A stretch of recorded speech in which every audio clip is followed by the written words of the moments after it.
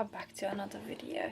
This video is going to be about basically how many Christmas books I can read before the end of 2024.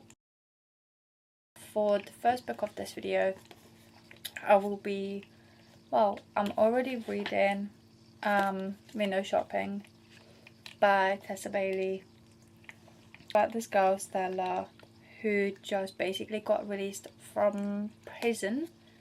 I'm not sure what she'd done just yet, but she got out from prison. She goes past this one store, which is the store called Vivian's. She walks past and it's basically Christmas decorated, but she doesn't like the way it's decorated.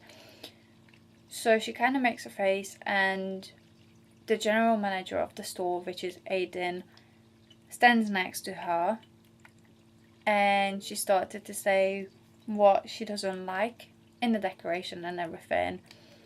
So it's basically she gets a second chance in life, in a sense. I'm also listening to the audiobook because I realized that the chapters are pretty long, and I'm on chapter 5, page 56. So far it's good.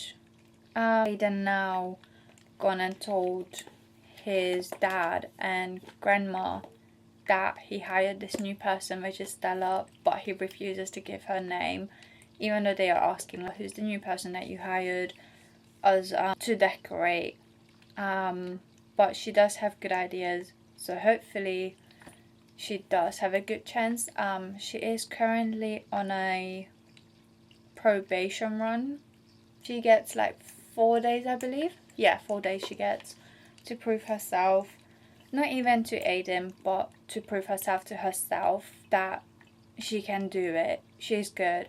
She can have a normal life. She can have a job, even with a criminal record. So I think it's actually quite a nice book because it's about second chances, not in romance wise, but in life, which I kind of like, and I do like that concept, especially for Christmas. So I'll come back to you guys with an update later on, once I have some updates. Okay, it is much later now. I just finished The Window Shopping by Tessa Bailey. I ended up listening to the audiobook pretty much the whole day. I rated it a 3.5, just because of it was pretty cute, and Stella did got her happy ending and second chance with Aiden. So it was actually nice to see that bit. Said, unfortunately, I don't really know much that happened. She was accepted into the family, even with her past, I believe. I love the fact that Aiden is so patient with her, because she was in prison for 4 years, I believe, and she never had a job. She never had a caring boyfriend. She doesn't have a good self-confidence, so Aiden is just being very patient with her in that case, where he wants to prove to her that she does deserve the happiness, she does deserve love, and she should be more confident, but he's not going to push her because she needs to realize this for herself. And I really love that fact about like their relationship, and the way Aiden is just supporting her. So he did mention that Stella is still not too confident about spending a night at his, even though they've been together for a while. And he basically started to look for engagement rings as well, but because of the situation that Stella was in with her self-confidence and basically trying to take everything slow and figure things out on herself and in her life after just getting out of prison, and he felt like he was supporting her, but he was going too fast basically. So he tried to slow down. In the end, they basically did got engaged, which is super sweet, and they do live together as well. So that is actually really sweet. They're making it work. He's there supporting her however she needs him. So I do love that. I like the fact that it was short, but I don't like the fact that the chapters are long. I don't like long chapters. The next book that I'm going to read is A Festive Feud by Maureen Moore. I did read the first book last year, which was Mistletoe Bat, the same as window shopping, which I do like. So this is basically about a festive feud between two families, I believe. So the two families hate each other, like absolutely hate each other, but they're gonna have to end up spending basically Christmas together. So the only Christmas party they are allowed to have is in like the Christmas like town hall. So the two family is gonna have to spend time together, which could either end badly or could end nicely. Will they actually survive, or will they be back at where they began, which is basically with the feud? Jackson pushes Emma's buttons.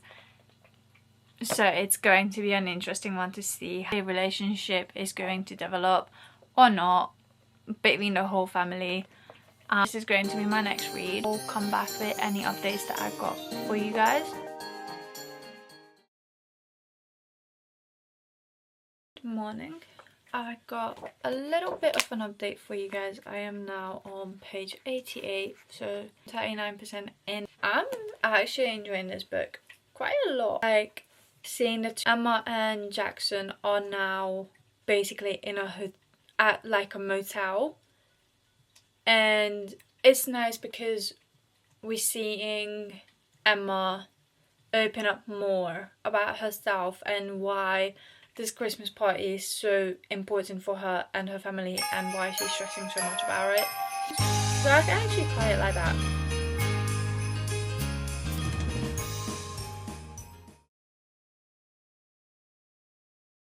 Update, I'm 58% through the book now, so just a bit over halfway. Emma and Jackson now basically being in the city, and they are able to be more of a couple, even though they still claim that they hate each other, but now they are admitting that they used to hate each other, or they just pretended to hate each other. They're supposed to be enemies with the feud, but them two secretly just being basically hating it and getting on. So it's just a bit of a tricky one with both of their families, but Jackson is learning a lot more about Emma, and like Emma grown up with the only tradition that she's helping her mum prepare for this party. But that's pretty much all the update I got. I'll come back with another update, or once I basically finish the book, I'll just come back. And so final update, basically just finished it. My final rate stays stars. It was good. Spice really started to pick up, which I just can't really deal with at the moment, which is sad, but it is what it is. Good. It was a fast read as well.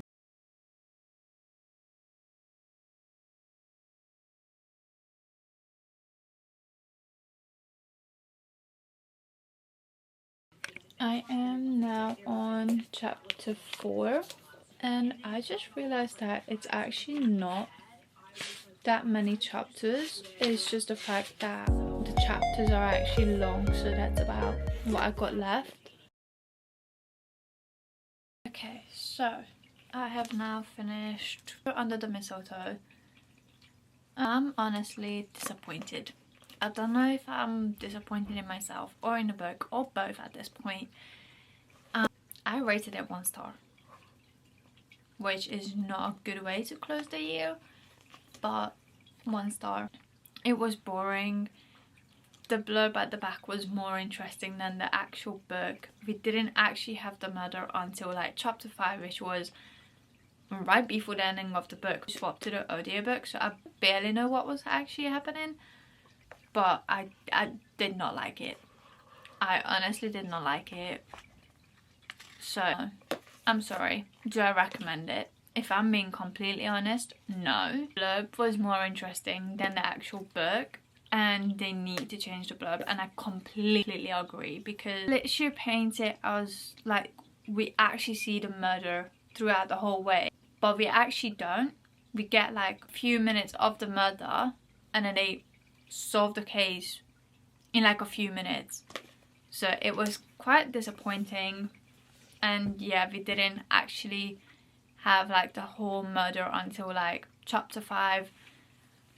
It was just a disappointing book, especially because I was reading romance books back to, and I picked this up. So update on it. I read 3 books before the end of 2024, and that 3 would be Window Shopping by Tessa Bailey, A Festive Feud by Maren Moore, and Murder Under the Mistletoe by Richard Coles.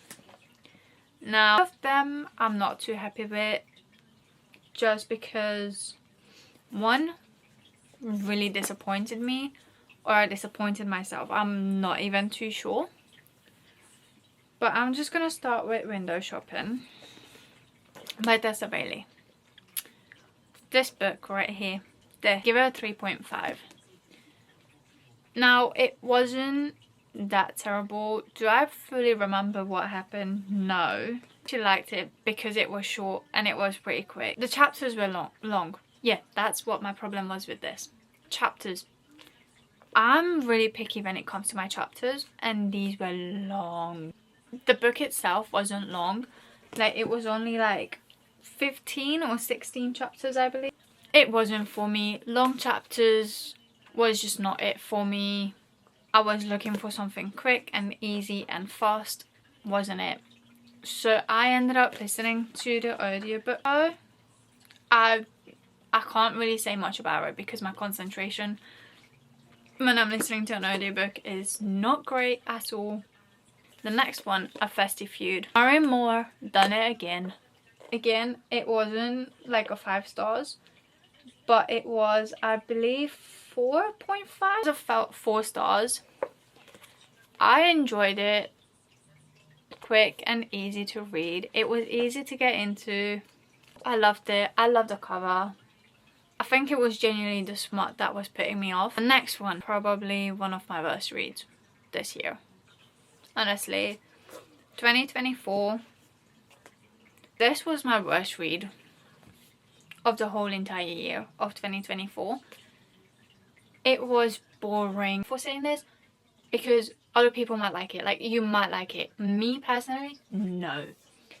This one got a 1 star from me. It's supposed to be a murder mystery. There was no murder until chapter 5, only for about 10 minutes. Got solved in about another 10 minutes. If you wanted to read a good murder mystery, especially after reading romance back to back, because of the blurb, I went in with so much excitement, so much, and then it was just not what I was hoping. So I feel like Tessa Bailey's books is just not exactly for me, and that's funny because I got one more book of hers, which is Break the Halls, which I'm probably now gonna keep until next year because I went in with high hopes or what it was really, but it just was not working. So I recommend and Maren Moore's book so much. I love them. They're quick, they're fast. Mwah, chef's kiss, honestly. I love her books. Go read it. I managed to read 3 books before the end of the year. I'm actually really happy with that.